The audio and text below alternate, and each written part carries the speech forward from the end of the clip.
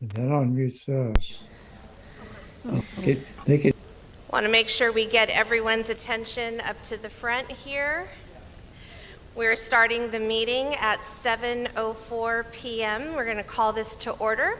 Just want to wish everyone a happy new year. I'm Dr. Roxanne Fuentes. You know me as the proud superintendent of Berryessa Union School District, and this is my official first meeting as your president for BCAC. And appreciate everyone's support in that endeavor. It's certainly a community effort to put everything together that this organization does for the community of Berryessa. So with that, you did receive out at the table, there was an agenda, there was also minutes from our last meeting in December. So please, if you were here at that meeting, please take a look at the minutes. Thank you, Ty, for preparing those for us. If there are any questions or additions to the minutes, please let us know.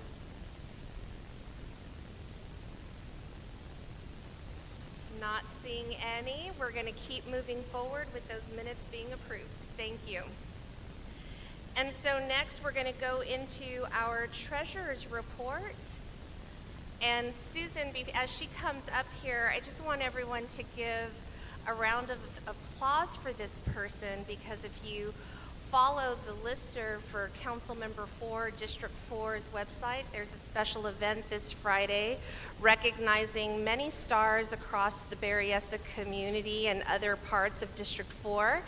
And our very own Susan is one of them for all of her volunteer efforts here at BCAC. She's also volunteer in multiple committees that support the Berryessa Union School District and so much more that she does. So definitely want to give her that recognition and appreciation of everything that she does to keep our community great.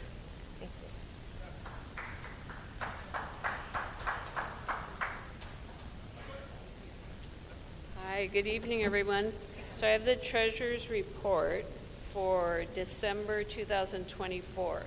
The beginning balance was $482.21. We received membership dues totaling $100. The ending balance was $582.21. We have a City of San Jose District 4 grant that has $10,000. The Beautify San Jose Grant Cycle 5 has $471. Beautify San Jose Grant Cycle 6 has $5,000. The Not a Noble Charter, we have $7,456.96, and the District 3 Urgent Grant of $5,000. So I am collecting dues for memberships for 2025. It is $10 that gets you through the whole year, and you get to attend these wonderful meetings.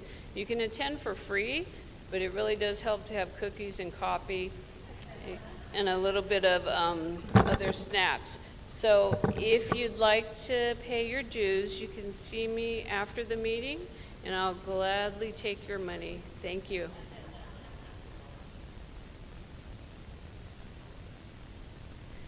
Thank you for that, Susan.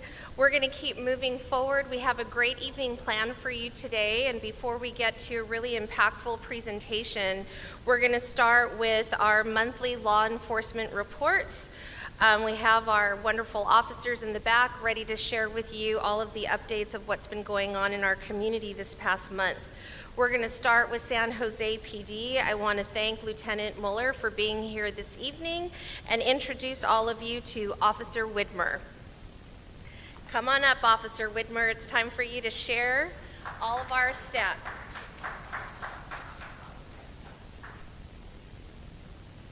Thanks for having me today. I'm not going to use the microphone. I prefer to use my voice. So if anybody can't hear me, let me know. Understood. I will use the microphone then, as requested. All right. My name is Grant Widmer. Been a patrol officer here at San Jose for coming up on 7 years. I've been a community policing officer for about 3 of those years, different areas. West side of San Jose, southern part of San Jose, and then now I've been doing a year-long shift on east side of San Jose, specifically your guys' area. So this is nothing new to me. I've done presentations like this before. I've talked to members of the community, heard their concerns, listened to kind of the issues that they have, and I try to do my best to solve it because I am the one that is out here handling calls for service 4 days a week from swing shift hours, which is about 3 p.m. to 1 a.m. So I try to do what I can, listen to what you guys have as far as your concerns, okay? I can take some questions in a minute if anybody has anything specifically, or we can talk afterwards and we kind of go over some of those concerns. But some of the stats that we've had from the beginning of October through the end of the year, and I'm going to say this area, this is the Berry area, basically everything from the hills over to 680 and everything down kind of towards like McKee area is kind of what I'm talking about, okay? There's been about 22, almost 2,300 calls for service, which sounds like a lot, but I'm going to break it down for you guys here in a minute, okay? So in a 3-month span from October through December 31st, there's been 2,262 calls for service. And when we kind of look at that number and how big they are, there's been a lot. Over 215 of those are traffic stops, right? So the first big portion of that is going to be officers out here conducting traffic stops, giving tickets, motors officers out here, our gang units may be out here, anybody like that that may be patrolling and conducting those car stops. Over 100 of those are also going to be thefts from the target alone, right? So we're going to take another 100 of those calls for service off that have just been from the target over there on Capitol and McKee area, all right? But so what we have here, we're looking at for October. Is everybody kind of familiar with what our calls for service kind of priority level looks like? We have a priority 1 through 5. 1 being your big, your robberies, your carjackings, your shootings, your homicides, stuff like that. 2s being, your aggravated 415s. 3s being kind of disturbances, noise complaints, stuff like that. Priority 4s being like parking issues, and then priority 5s being like your car stops and stuff. So for priority 1s in October, we had 29 of those. November, we had 27, and December, we had 27. So kind of maintaining the same, going down a little bit. For priority 2s, we've had 213 in October, 200 in November, and 207 in December. So again, still kind of maintaining the same for those 3 months. And then priority 3s, we had 271 in October, 244 in November, and 256 in December. So all around the board kind of maintaining the same. 27 burglaries, 279 disturbances, 425 what we're going to call others, which kind of everything from your trespassings to your noise complaints to parking controls. We've got 215 traffic stops, 5 firearm discharges, which were handled, and 50 trespassings, and 132 thefts. Again, almost 100 of those being, 98 of those being from the target alone, specifically, okay? So yeah, that's kind of what we've been handling out here. There are about 4 to 5 officers handled at one time. 3 shifts throughout the day. You have your day shift, your swing shift, and your midnights. So patrolling this area. So if you guys have something that you see, you guys need to call, right? All our stats that I'm kind of giving now, we only know about it if you guys do call. Even if an officer doesn't get there right away because it may be one of those lower priority level type calls, if you don't call, that stat never gets put into our system. We don't know about it. The follow-up, coming out here and talking with you guys, presenting these types of stats, that doesn't get marked and doesn't get notified up the chain of command. So that way those who can make decisions, make changes can know about it. Make sense? Okay, any questions? Go ahead.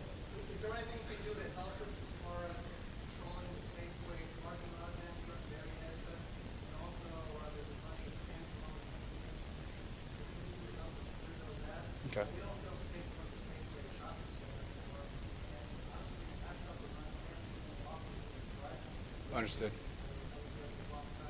Mm-hmm.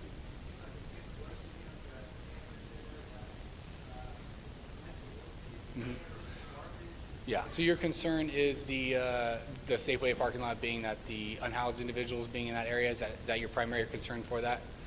Yeah, okay. Well, we have a specific unit, street crimes, which I can reach out to specifically, try to have them. They do some homeless encampment sweep-ups where they pick up the garbage and move the individuals along. They also do the creek sweeps as well, where they kind of go down and push people out of the creek along with the San Jose Water District. So I can reach out to them about that specific area. Again, we only know about it when people kind of bring it up to us. So I'm glad you brought that up to me. When you do see these individuals and you feel like, hey, they may be a disturbance kind of engaging, is that something that you normally call about, or is that something you kind of just... No, but there's a non-emergency line that you can call, right, and notify, hey, there's these individuals here, they're loitering in the area, they're being loud, they're being disruptive, they're throwing trash, they are yelling at people, they're causing disturbance, something like that. Again, I can provide it to you. I can provide it up to everybody at the end, but yeah, it's going to be that 8900 number, the 408-277-8900. Perfect. Okay. Anything else? Yes.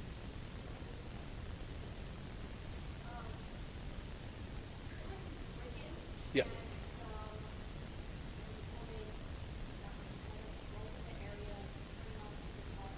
Mm-hmm.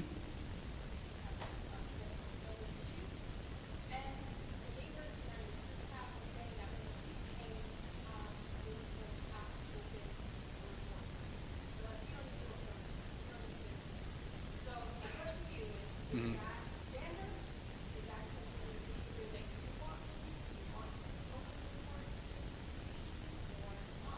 Yeah. Understood. Did this happen to you specifically, or this is what is being told to you from neighbors? Okay. Understood. Okay. Well, I hope that was a little bit of a miscommunication from maybe that resident from the police, because we don't discourage people from making reports.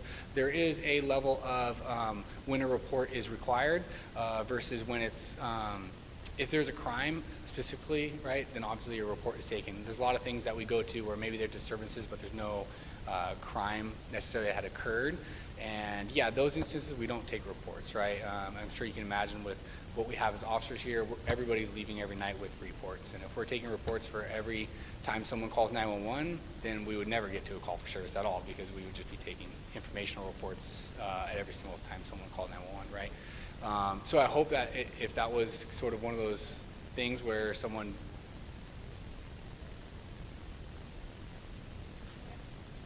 sorry, did you have further on that, or did you have further on that? I mean, if we want to talk specifics, we can talk specifics afterwards. I'm more than happy to stay later and maybe go over that.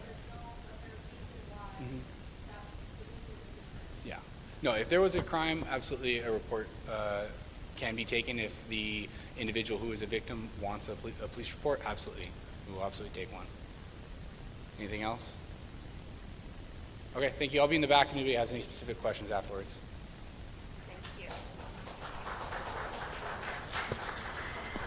Thank you. Thank you. And next we have an update from California Highway Patrol, Captain Bradford.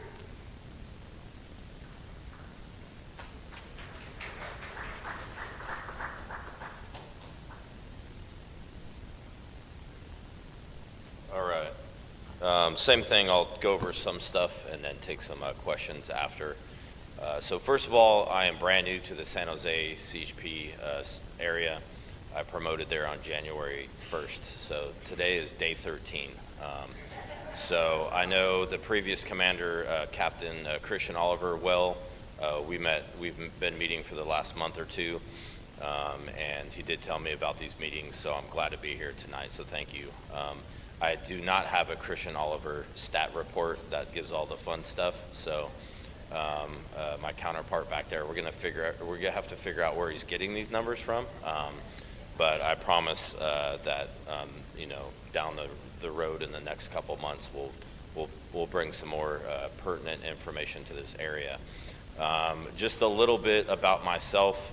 I've been on the California Highway Patrol for 22 years. I hit 23 in May. And I've worked in the Bay Area my entire career. I promoted to sergeant here May 1st in 2012. I worked here for about 2 years, and I came back in December 19 and worked all through 2020. So although I'm new to the rank, I have worked in this area before, and I, as a supervisor, did take and lead an overtime detail up at Sierra Road. So I've been boots on the ground, worked up there, so I'm familiar with the problems that were there 10 years ago. And they're still there today, right? So, and everyone's aware of the jurisdiction with the city, the county, and the state, but our goal is we do try to work together on these issues.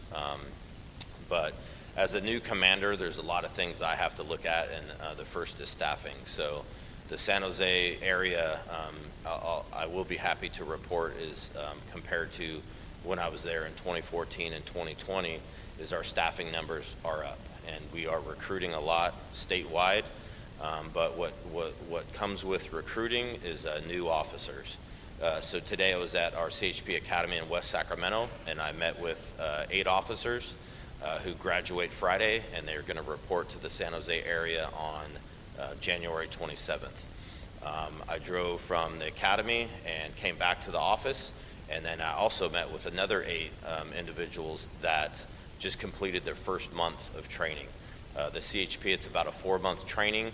It's a minimum of 600 hours, so that's quite a long time if you look at that's in addition to the 6 month of our Live-In CHP Academy in West Sacramento. So as a new commander, my number one goal is first of all, to figure out what we're doing, what we're not doing, and then to make sure that we're getting our safety message out there.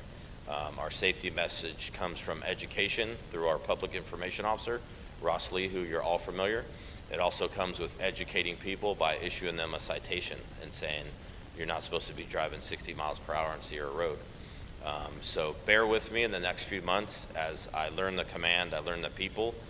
We have a great command, a lot of dedicated men and women that want to make the public safe, and that's going to be my goal as a commander, is to learn those people. And some of the things that I vision in 2025 is we're still recruiting a lot, so I'm hoping around the early summer that we have an open house. When we do set the date, we will bring flyers, invite all of you to our building at 2020 Junction Avenue, and you could meet some of the men and women. You could see the cars. You could see our office. It's a very small office. It's outdated, but the state's not going to buy us a new one, so we're going to make the best of it. I also envision forming a community-oriented policing team, COPS team. Currently, the San Jose CHP does not have one. We have what you're probably familiar with, SEU, which is our Specialized Enforcement Unit, and even that unit's pretty small. So my goal is to expand some of those roles so we have the resources to have them come out to Sierra Road and all the other areas within our command.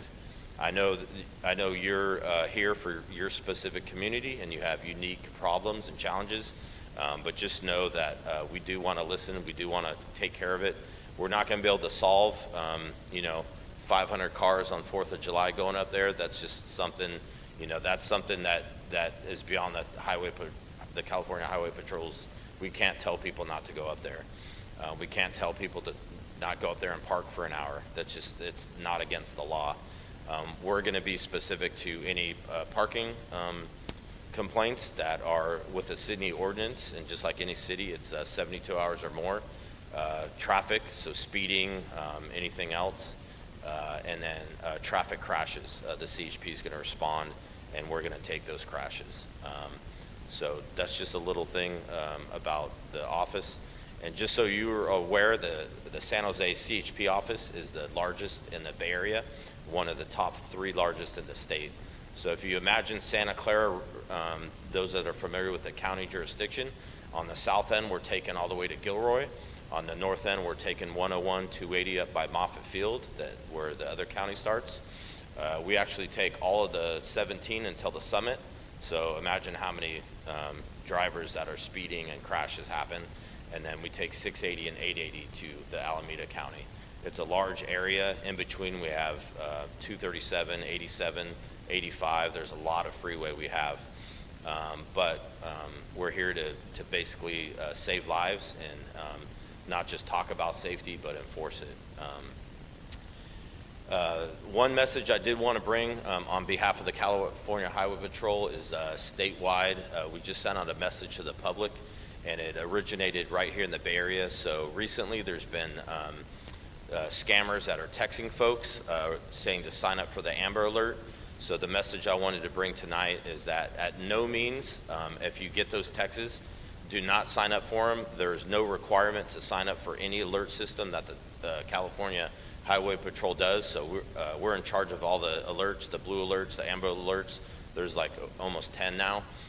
So at any time that we have an alert to send out, it'll go through Sacramento, and they'll pick the region, like say the Amber Alert that went out in late December. There was one that was out of King City. Some of you may have gotten it because the mother was reported to drive up this way. I was actually, even though I didn't promote, I was in my office when that Amber Alert came out on a Saturday, and I got it myself. No one had to sign up for that, so just remember, if someone texts you saying, hey, give us your name, number, birth date to receive Amber Alert messages, that's automatic through our department and in all the phone carriers, okay?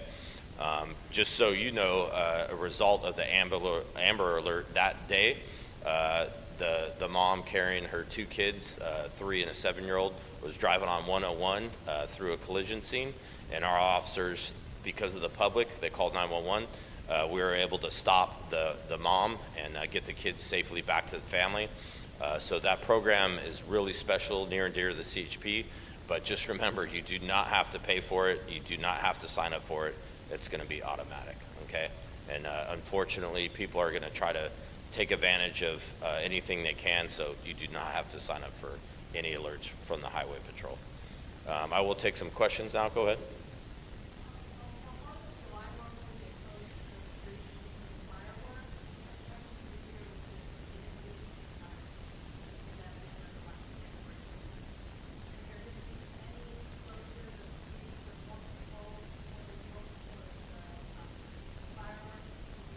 Yeah, so just so you know, again, to reiterate, we're not in charge of the road closures. That's going to be through the county roads. We're there to enforce the laws, take crashes, and make people safe. The signage, the closures is going to all be county roads after, obviously, when the county lines hit. If it's within the city, it'll be the city that will, determine if they're going to shut down the roads. The CHP, we don't have any input or authority to close a road. It's just that's going to go through county roads.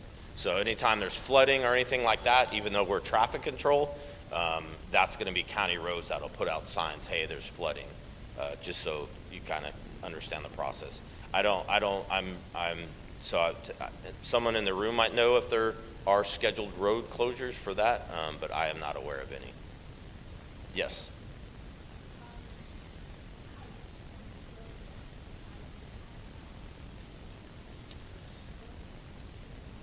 Yeah, so unfortunately, there was a Riverside County deputy that was killed a few days ago. So the Highway Patrol, anytime there's a line of duty death in California, we're going to wear our mourning ribbon and until that individual is buried. And I believe that's going to be scheduled for this weekend. So yes, it was not a CHP officer, it was a Riverside County deputy sheriff. Yes, in the line of duty, yes. Yeah, the mourning ribbon's just for line of duty deaths. There's a couple other, if you ever see us in May, there's a National Peace Officer Memorial Week, and there's also a state level one, and the CHP wears our mourning ribbons during those weeks as well. Good question. Thank you for that. Anything else? Yeah, thank you. Have a good evening. I was going to take notes, but no one asked me. Thank you so much, and that was a great segue into our presentation for this evening. This evening we have Sergeant Jason Wellman from San Jose PD. He's from the Financial Crimes Unit and has lots of really valuable information for all of us on how you can protect yourself against scams. We're getting them so frequently now, not just via email, but certainly through your cell phone and text messaging. Lots of ways to lure you into giving your own personal information and unfortunately your own funds too. So great presentation. Welcome, Sergeant. We appreciate having you here this evening.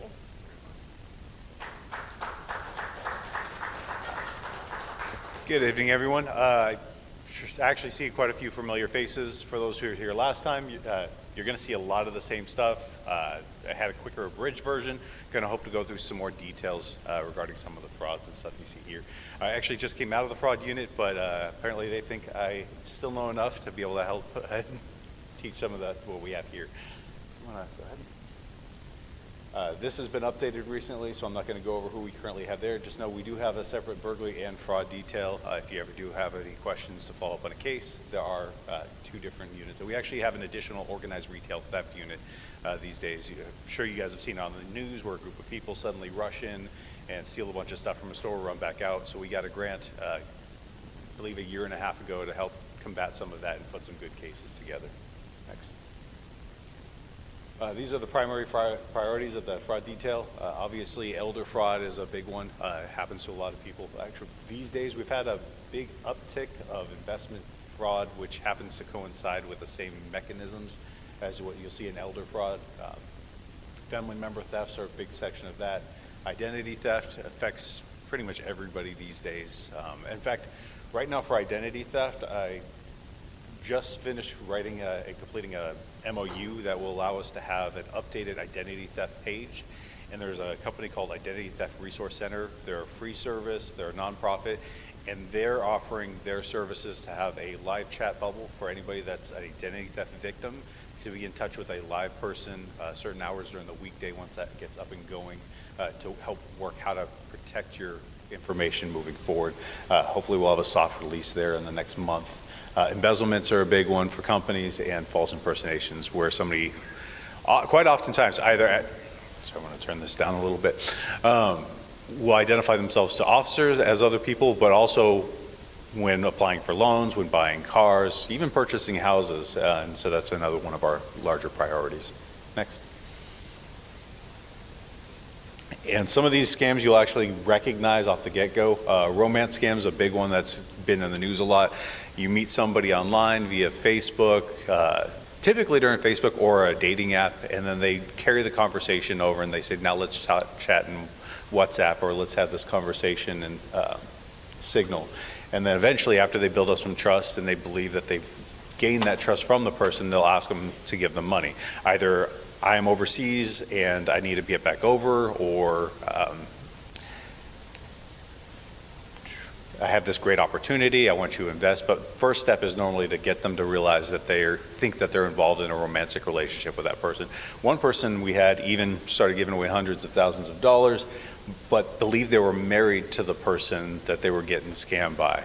And then we start to delve in a little bit deeper. Have you ever even met this person? Well, no, but we talk all the time, and he says he's coming over when he gets the chance. And one excuse is another is why they can't come, and they'll never get there. Lottery prize, one of the consistent things we've seen with this, it's called Latin Lotto scam. They actually target Hispanic elder women and say, I've got this lottery, I've just won a bunch of money, but I can't afford a bank account. You know, if you give me some of it, I'll cut the winnings from you. And they actually take grandma from bank to bank and take about 40 grand at a time, and then drop her back off in the area where they left her and leave her with nothing. And they've gotten pretty good at it, covering their masks, knowing where the cameras are, staying back by the car. And so all you see on surveillance footage is grandma going and doing a withdrawal from the bank. Grandchild scam, this one's very well known. Your grandchild in other end of the country somehow got in trouble, got in a DUI crash, somehow somebody died, and you have to give money for a lawyer or to help them with bail, anything along those lines. By the way, if you guys ever have any questions on any of these, I'd be happy to answer any specific ones. I'm going to just kind of do a cursory search on some of these.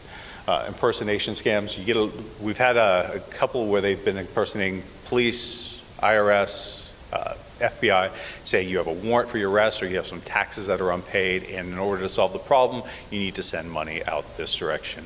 About a year and a half, and big thing to note on that, it's not always the phone number you see on your phone.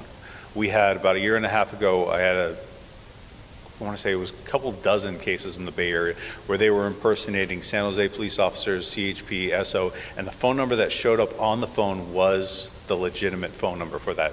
So that 482-77-8900 number, the non-emergency number, was the number that was showing up on people's phones. And they said, you've got a warrant, you have to give us money this way. We actually had somebody give, I think it was $130,000 in person to one of the scammers from that same scam. And then if you notice through most of these, you'll see a lot of consistent problems. They usually say there's some sort of a trusted person. Either they're a trusted agency already that you trust, or they try to build the trust. There's some sort of a prize or a reward, and it's something that needs to be taken care of immediately. Something to keep in line for any time you see any sort of these scams. And we're going to walk through some different steps to help protect yourself from that. Next. Oh, phishing, sorry, go back. Phishing is going to be, you have to tap twice to go back. Phishing with the PH is a lot of the emails and stuff you get that just asking for information. You have a Norton virus thing, sometimes it's via text. And it's basically, they toss a bunch of stuff out, kind of like a shotgun approach, and it's hoping to catch something or somebody that's going to respond with the information. Kind of like the CHP ones actually would be considered a phishing expedition, because they're trying to get information for whoever's willing to answer. It's like, I'd like the Amber Alert. It's like, who wouldn't want to help people? But, and that's kind of appealing to people's better nature, yes. Yes, I've been getting this, I've actually gotten a couple of the fast track texts as well, similar as well. What was that? Oh yes, the can't be delivered UPS, you've got something that was tied up in the mail, and you need to give us some sort of information to be able to clear up your package that's supposed to be coming in the country. There's something illegal inside your package and somehow you've been tied to a crime and therefore you need to give us money or give us your information. Same thing, UPS packages, the fast track ones. Has anybody else gotten the fast track text recently? Okay, I'm not the only one, all right. Money Mule, so this is somebody we'll typically see kind of in the in-between. Usually that starts off with them having trust of somebody else, and that person that they've met online convinces them to open up a bank account. And that person is told, hey look, I have got this business, for whatever reason something's tied up with my bank account, so I have this investment, money's going to be coming to your account, if you can take it and then send it on, moving on. And so that person unknowingly, well sometimes they're knowingly, and that's what we try to decipher, becomes part of the crime. So if a business email compromise is another one I'll try to get into a little bit as well. If I'm a company and I have a vendor that owes me or is going to be paying, or a customer is going to be paying me money, and my email gets hacked and they send my customer an email legitimately from my email, it says pay me this direction, and they give the suspect's bank account because they're answering from the legitimate email. Well, they won't give it to the suspect's account directly. Usually they'll send it to a money mule who is just told, hey look, you're receiving this money for one reason or another, and then they send it on. And so it's that in-between person is the money mule. No problem. Next. And these are kind of some of the calls and stuff that you'll typically see. I think we kind of covered most of those. Tax refund, yep, thanks. And this looked like the fast track kind of that you guys have been getting, some sort of words real quick with a random, don't click on that. Common thing that it'll start to do or ask you if you want to do, if you click on a link like that and it asks if you want to install XYZ whatever, do not install whatever it is. It can give them full access to your phone, and then they have access to anything on there. Most people, I have an app for my bank on my phone. If they had access to that, they'd have access to my bank accounts, anything like that. This is typically also what we see if somebody has cryptocurrency, all their crypto gets removed, anything like that. Either way, it gives them access to your phone, and you don't want that. Next. I'm going to pull up this video. Hopefully the volume works. If not, if the volume doesn't work on this, I'll have a video play, and I'll try to narrate what's occurring. But has anybody ever heard of the glitter bomb guy? So back in the day when there were package thefts, he would put out a package with a machine in it, and when they would open it, because they'd steal the package, it would spray them with glitter and fart spray and take a video of them. Well, he took that concept to another level and worked on a scam where somebody got scammed out of some money, and so they worked on the case a little bit further and showed one of these scams, not all of them, one in particular, how it works, and then they tracked it along. If you get the chance later, I'd recommend watching the whole thing. It's kind of fun to watch, but they're able to at least show how the scam works and what they do for one of these. I don't know exactly where it was. Yes. So I'm going to have to close out this first.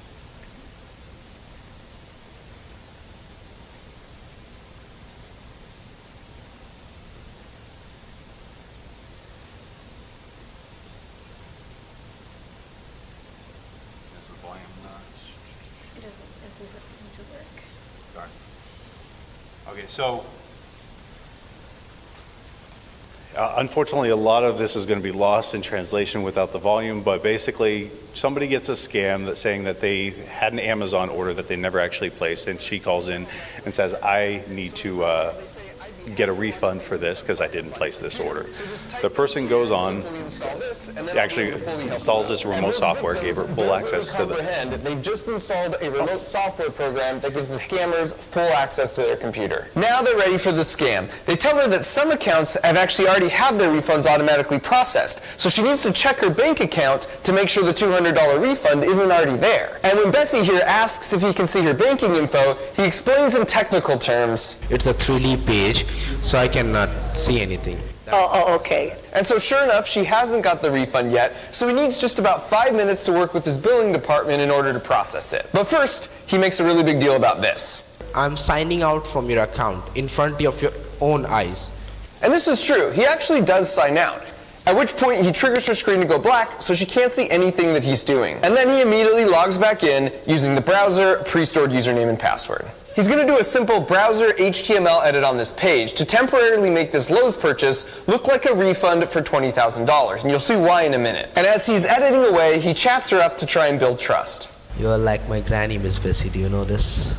Yes. She was like one of my closest Oh. I used to share each and everything with her. You mean like what you do for a living? And you might be wondering, why doesn't he just wire transfer himself money while he has unrestricted access to her account? But the problem there is that it's traceable and it would likely get flagged by the bank's fraud detection system anyways. But if you can get an old lady to mail you cash, it's so untraceable, the authorities don't even begin to try and track it down. Now that he's finished, he unblinks her screen and he informs her that unfortunately, the billing department couldn't process the refund, so they have one last option to try. This is the Chase online refund server. It's actually just a text window that does absolutely nothing. It's pure theater. It is an irreversible form. Whatever you are typing it over there, put it in a correct manner. Nothing would be changed over here. Basically, he makes a big deal for 3 minutes that she's the one that has to enter all the information, and anything that gets typed there is immediately permanent. Maybe you can see where this is headed. So her name, last four of social, zip code, and finally refund amount. Please enter your refund amount. If you go back, you can actually hear him type the 2 extra zeros on his keyboard and hit enter. Check everything. Is it correct? Oh, no, this is a mistake. Oh, I screwed up. Jesus. It was supposed to be a 200 in there. Oh, God almighty. I'm exhausted. I can't do this. My mind is absolutely fried. Please check your account. Did you really receive that money in your account? Oh my God. Plus 20,000. Yeah. Please save my job, ma'am. If I'll not earn for my family will die due to hunger, due to starvation. Please, Yes, ma'am, of please course. don't I mean, cry. Please what don't should cry, I do? I mean, I can, It's bad for you. You are also like my grandmother. you know, I'm an honest You are person. making me cry now. You are making me cry now. I'm getting attached to you. Now, how do I fix this? He tells her that unfortunately mailing a check or wiring money would just take too long, so he needs to think for a minute. And then he comes back with it.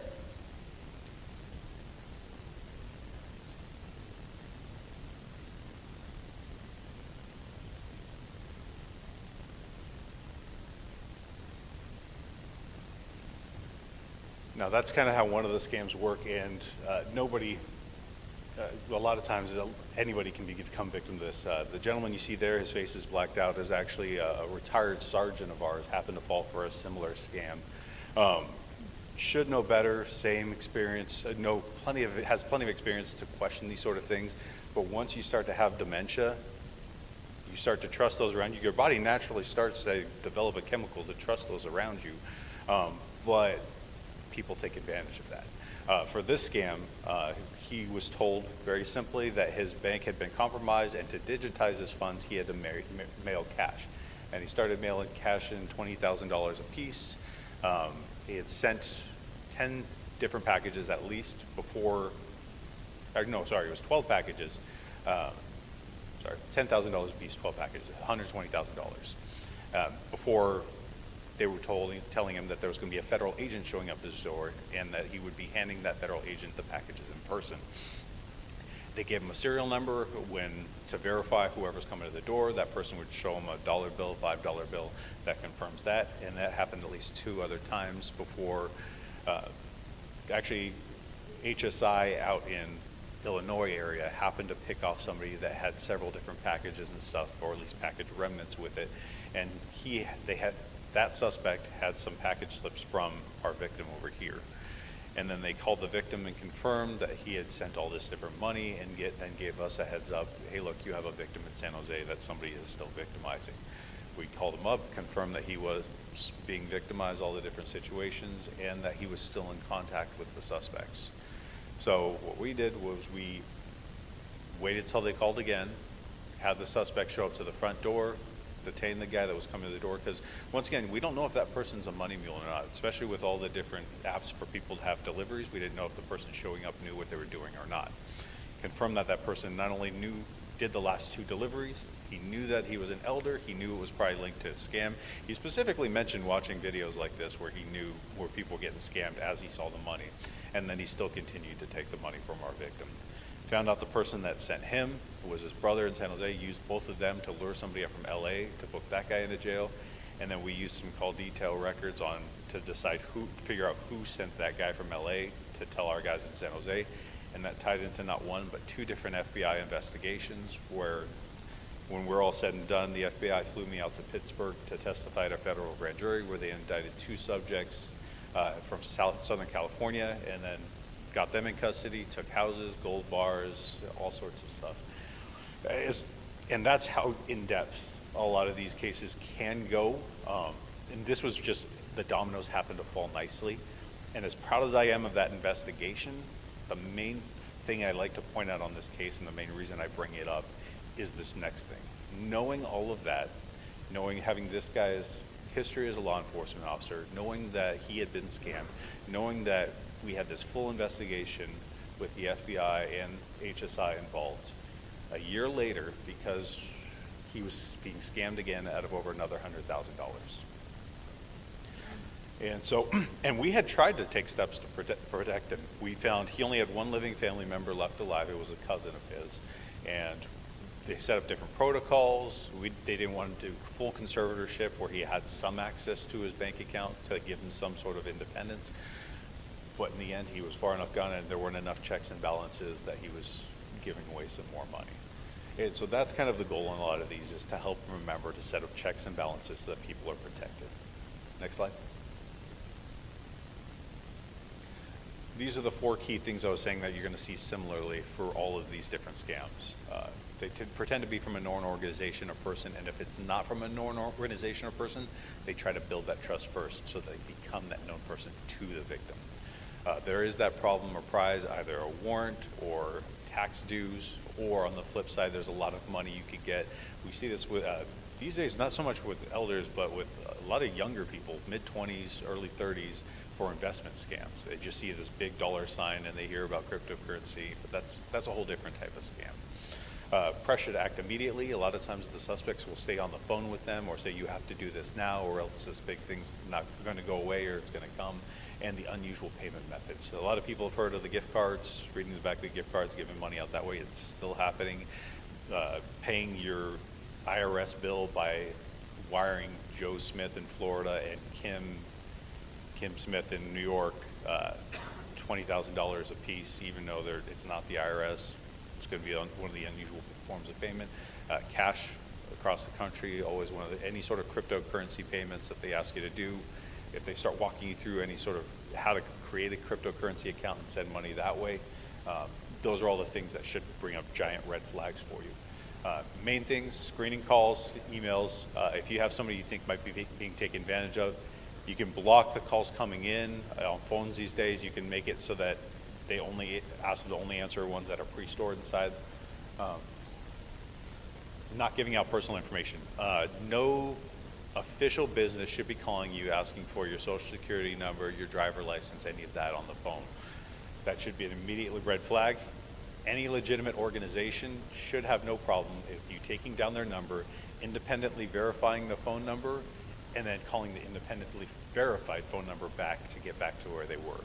They'll have some sort of a case number or something that references back to that.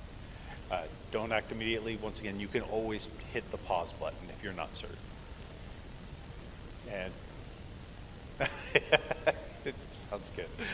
And talking, the biggest one I like to have is that last one, trusted family member before acting. Always feel free to bounce an idea off of a family member or a friend or something like that. Now, if you're being scammed by one of the family members or think you might be, pick another trusted person. But you should not be making that trusted family member the person you're talking with on Facebook. Have somebody else in your life that you know is looking out for your interest and bounce those ideas. This seems weird to me. What do you think?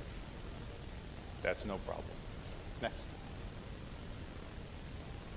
And here's some different phone numbers if you know somebody that is being taken advantage of or think you came up on a situation where somebody has taken advantage of it.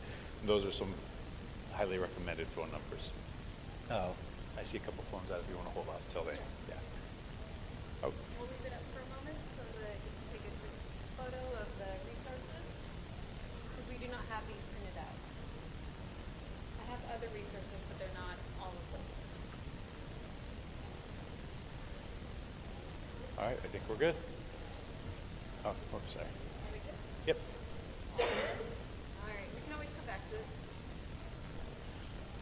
Another one, this is an identity theft. Now, for the safety or for the security of the people who were victims here, I just made them colors instead of giving their names. This is what an identity theft investigation will look like and why it's important to have certain precautions to protect yourself going forward. Now, there's different ways to do so. There are applications or businesses that will wipe your information off the internet so they can't find some extra stuff. Always, you can contact the credit bureaus, get a copy of your credit statement, just go through it with a fine-tooth comb, make sure there's nothing on that doesn't belong, anything like that. So what happened here, the victim in yellow, you'll see the top left, had their information stolen during a burglary. And they use that information. First, what you'll typically see is they'll use the victim's legitimate name, legitimate date of birth, legitimate driver license number, but they'll use the suspect's phone number, either one they create in the victim's name or their own that they already have, and they'll create an email account that looks similar to the victim's name. So if it's Jason Wellman, they'll choose jwellman@gmail.com. So that way anybody who looks objectively says, oh, that could legitimately be Jason Wellman's email account. And so they'll first create the email account, and then they'll start to open up different accounts. Your Cash App, your bank accounts, your bank loans. A lot of times you'll get them try to rent apartments and stuff in the names, purchase vehicles, get second mortgages on the victims' houses. This one, all of those different spots, and the reason why you see some of them twice is because I recommend two different charges on them. We have one that's just possession of personal identifying information of a victim, and then there's another one, that false impersonation charge that we mentioned briefly at the beginning is another charge in and of itself. And so that's just a list of charges that I had recommended for the suspect on that. The bigger victim was actually the subject in gray, even though he has less there. What he did is he created that email account and he started doing those loan applications. Does anybody here have informed delivery from Postal Service? A couple of people. So for those who don't know what it is, basically you can get an email that says all the mail you're expected to get for the day. Well, the suspect on this one created that email and then had all the mail that was supposed to go to the victim's house, informed delivery, go to the fake email he created. So he knew all the mail that the victim was supposed to be getting on any given day. And whenever something nice came in, like a check or a credit card or anything, he'd go and steal the mail for that day. So just, if you ever come up with something like this, one, Identity Theft Resource Center is a highly recommended spot. IdentityTheft.gov is a great spot. And hopefully, as I said, in the next month, hopefully we'll have our identity theft page updated for us as well. Next. Yes. And monitored transactions. If you have, I know a lot of banks these days will constantly give you an updated credit statement. If you see a huge fluctuation, not just a couple points, but all of a sudden it jumps or drops 20 points, that is another huge flag. The reason why you might want to double check your credit, check with the credit bureaus. You can set up a credit freeze, and you can always thaw out your credit freeze. It helps protect you from people using your credit. Unless you're planning on applying for credit or getting a car loan or getting a second mortgage, like immediately, you can always set up a credit freeze by contacting the credit bureaus, TransUnion, Experian, or Equifax, and then you can, what they call thaw it out, free up your credit for a second to make that application and then freeze it again. And then every year you can get a free credit statement where you can just go through and make sure there aren't any lines of credit or anything that don't belong. Next. And if you don't have it, a little personal shredder is always kind of helpful, a little separate trash can. If there's something, instead of just tossing it out, if it's got your name and address, if it's got your date of birth that's somewhere on there, it's always worth just tossing in a shredder. It can still go in the same recycle bin, but it saves yourself possible trouble of somebody going through your recycling and taking that.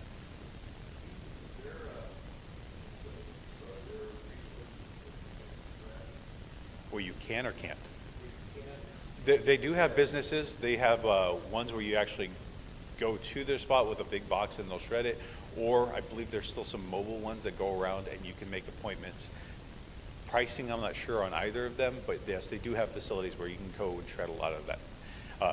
The smaller shredder I was recommending is more like your daily mail that doesn't compile too much and you can just toss it in there. What was that?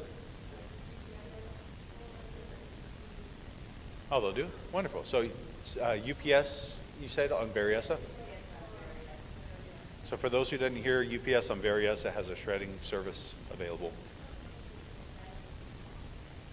Okay. Perfect. Good to know. One more thing on items that you should be shredding. When you get packages, sometimes we don't really think about it, but we just kind of toss the boxes without ripping off the sticker with all our information on there. If you can, just take a moment to peel it off and then shred it yourself. That's what I do. Only because it has happened to me where someone did impersonate me. They grabbed my package, and after that, it kind of scared me because I started getting a lot more scams afterward, like scam calls. So I always take off the sticker, just because you never know who's watching, who's digging through the trash, who's digging through the recycling, and just like we do with our medications.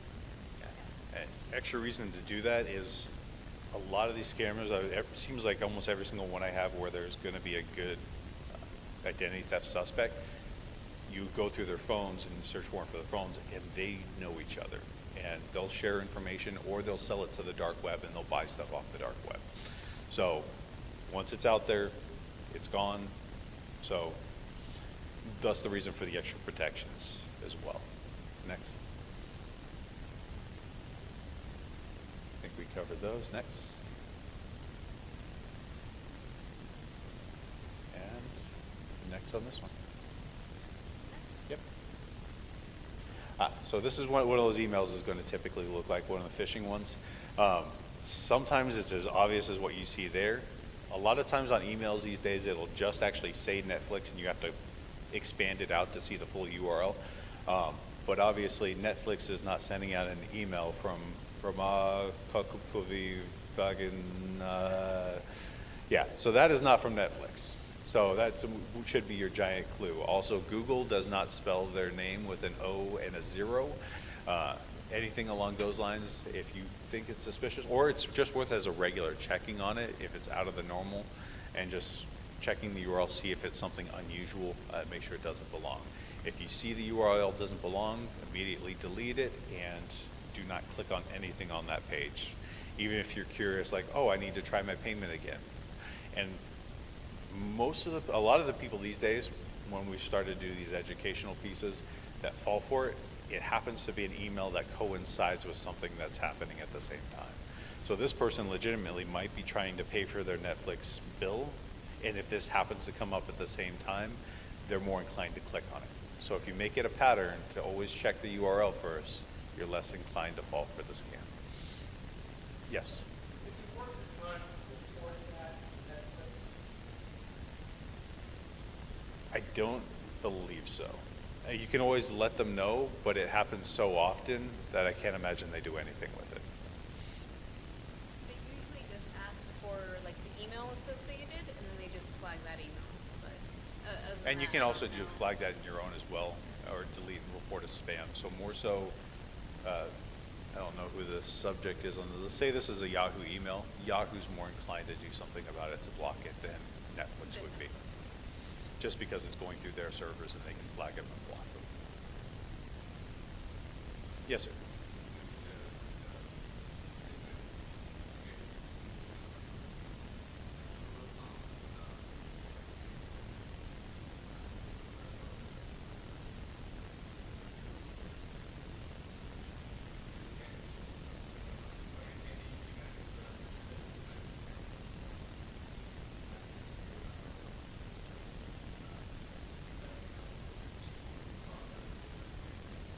Actually, that's a great way to do it. And so I'll go through that as well. He says what he does is when he sees an email like this, instead of ever, even if it's legitimate from Netflix, pulling up a separate web page browser and then typing in Netflix and going to see if there's a bill due. And that is actually a great process in general for verifying independently anything you get from these. You get an email like this that says, call Netflix at this phone number. Instead of calling that phone number, pull up a separate web browser, see what their legitimate phone number is for that purpose, and call the independently verified phone number, or on the bill, going to their legitimate website and seeing if there's a bill due, as opposed to clicking anything on the emails. Thank you, sir. All right, next. There's a boo-boo on there, just so you know. Please not dial 311 for non-emergencies. Oh, we haven't updated that. So there used to be 311. They've done away with that, and that's more for other services like parking and whatnot these days. But the 408-277-8900, calling out.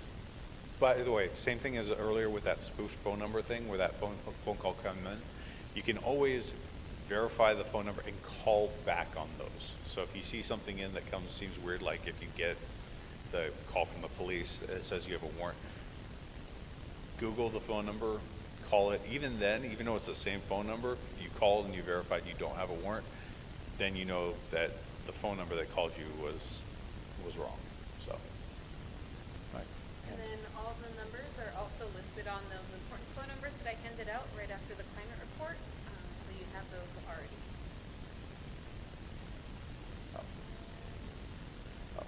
But, and one thing I've had to train a couple different companies on, but it's worth as a good practice for the rest of us as well.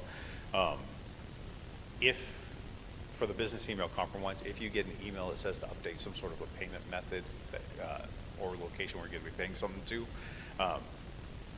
call back your already verified phone numbers once again, just to verify that the different payment methods should be updated. And on that, checks, I know I kind of briefly mentioned this, and there was some contention, I think last time, on whether or not to use them. I never recommend sending checks if you can avoid it these days. Any check that you send in the mail, if somebody, because there's a lot of mail theft going around, if they steal a check, they have everything they need to wipe out your bank account.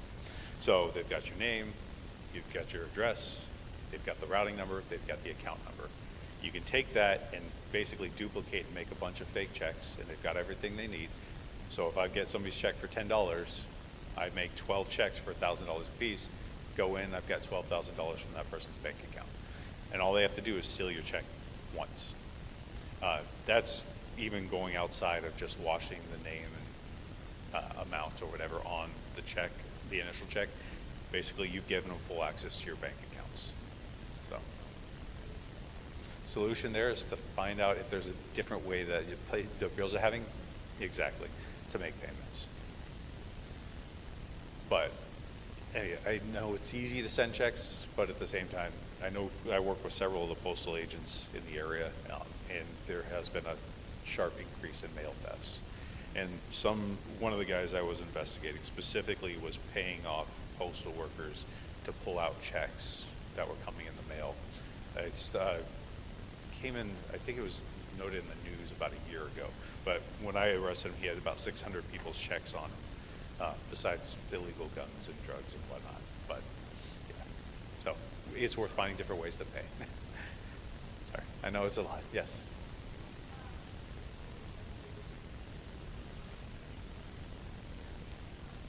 Delete it. That's malware.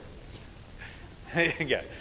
So if you get a weird pop-up browser, one, I question the site you're on as being safe, because that means it's allowing some sort of pop-up. But either way, just click out. There's no malware.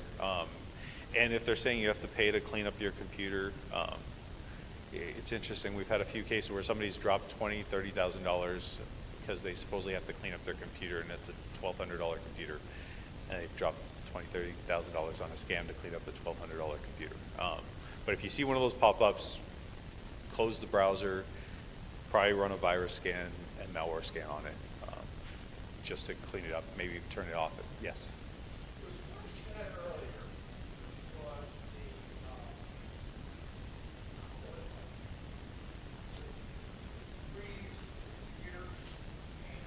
Oh, ransomware? Ransomware. Yes.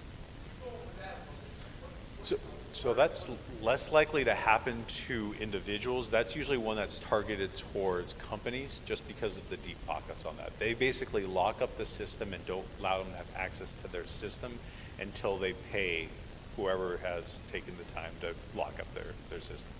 Now, normally if it's a normal person and they completely blocked up your computer, smash up the computer, buy another one, you're good. But when it's gotten to these different companies' full network, they can't do that because they have so much important data and it's run so deep. It's not like they're going to smash up their 30, 50, 60 million dollar computer setup. And on top of that, it's got their vendor information, their customer information, all of the data. So they're not going to do that. And so normally at that point, I'll bring in, the FBI, HSI, our REACT task force, which is the high-tech crime task force in the Bay Area, and they'll contribute to that, and I'll help them trace the money if that goes anywhere.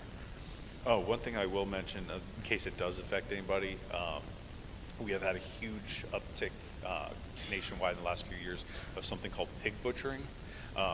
Basically, same thing as like a romance scam or the elder scams, where you'll meet somebody online, except this time that person convinces whoever the victim is to invest in a cryptocurrency DeFi wallet or software website. And they'll get them to take their money to buy legitimate cryptocurrency at Coinbase or something like that, and then transfer it to this website. And it'll show a huge uptick in money. It'll take $10,000. It'll show suddenly it's $30,000 within a month. Who doesn't want that kind of return on investment? And then when they try to withdraw it, initially they'll give them a taste. They're like, oh, let me see if I can pull 5,000 out. They'll get the 5,000. They think it's legitimate, and then they'll go drop millions. And then when they try to withdraw the millions out, then they get a little flag that says, oh, you have to pay the taxes on it first before we'll let you withdraw it, or there's some fees that you have to do, or you have to, and then by the end of it, they'll never get any of the money. It's gone, and all the money they thought they saw on the DeFi website, that's all charade, it's all theater, and they never actually pull any of that back. And you can see it on the blockchain, which is, I won't get into it right now, but blockchain's kind of interesting because all of the transactions on it are publicly viewable. Like normally if you have a transaction between a wire between Bank of America and Wells Fargo, it's a one-time transaction.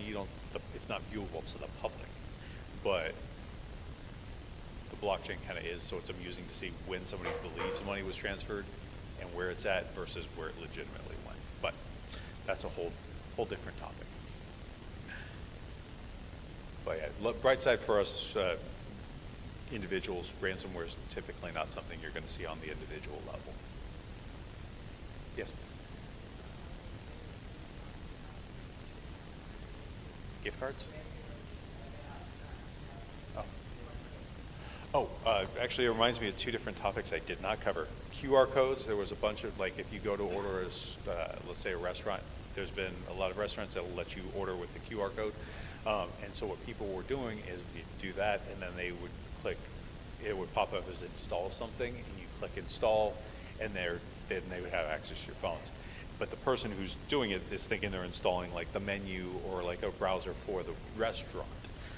So that was kind of the issue, is that they were pasting it over, somebody was installing something. So if you pop it on and it says something about install instead of taking you to just the menu website, close the browser, ask for a paper menu, and tell them about the QR code. Also reminds me, during the holidays, there was a big uptick in issues with gift cards. People would go to buy gift cards, and then they load them, and it would immediately be taken off. What they were doing is they were taking the gift cards through one or two different methods, and basically either swapping it out with one they already had the information or keeping the information themselves, so that way when it got loaded, they immediately pulled it out. So if you are buying gift cards for somebody legitimately, and not to send the information to somebody that you've met online, make sure that it's an enclosed case. I think Costco's got one of the best models for this, where they don't actually have the gift cards out for public, that you pay for it, and then you take it over, and then they pull it back from their back shed or their little warehouse. Some are nice enough to at least have it behind the counter, but particularly if you go to one of the stores where it's out on obvious display, be weary of Yeah, just be wary of the possible things that could be happening if it's been out there and somebody could have tampered with it. I had this for 3.5 years with over about 2,400 cases, so I get a lot of the same, and no, it's depressing. I'm sorry. You're quite welcome. Any other questions? Oh, well, you guys have a wonderful night. Thank you for having me.